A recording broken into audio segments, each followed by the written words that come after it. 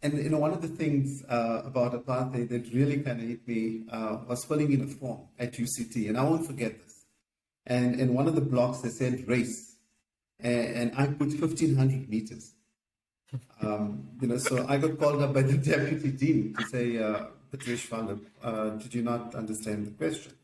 I said, no.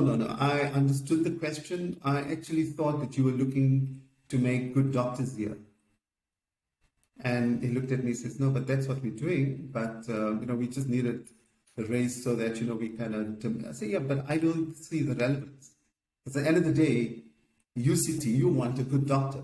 Why do you want a good X doctor or Y doctor? You need a good doctor. So these were little gems or little things that happened to me, and then obviously I needed a haircut, Vahin. Going to a little barber shop in Rondebosch. I will never forget this, man. 18-year-old, walking to the barber shop, and I actually sit on the chair, and the guy looks at me and says, you know what, I can't cut your hair. I said, but why? He says, no, you're not white. I said, interesting.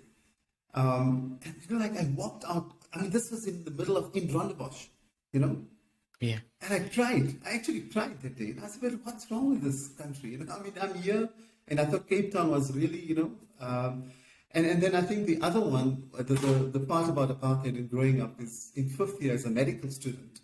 And I'll never forget. These things you just don't forget, walking to the ward, and there was a white patient. And I'm sorry that I'm using the different demographics here, but in order to make the story that you understand, what you can go through. I go to this patient, it's a white patient, and he turns around and looks at me and says, you know what, you can't examine me. And I said, okay. I went back to my prof, and it was Prof. Immelman. May his soul rest in peace, but I think he's late also.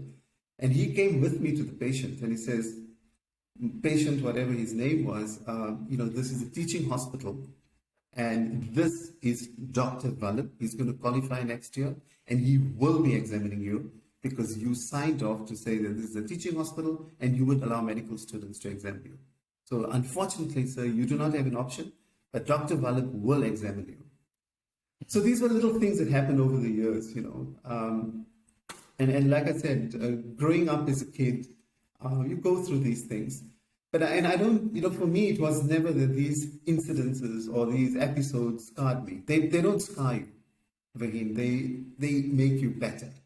They make you learn to say how you should be behaving and how your attitude should be towards other people in life, So for me, I think these were all very good lessons. I've learned a lot. So apartheid for me, yeah, as much as, in those days it hurt and it broke your heart, but I think Madiba taught us a big lesson. We need to move on in life. There's greater things, bigger things that you can achieve from your past, So, yeah, a negative apartheid, but I think for me, I drew a lot of positives out of that. And I help, even with my teachings on a day-to-day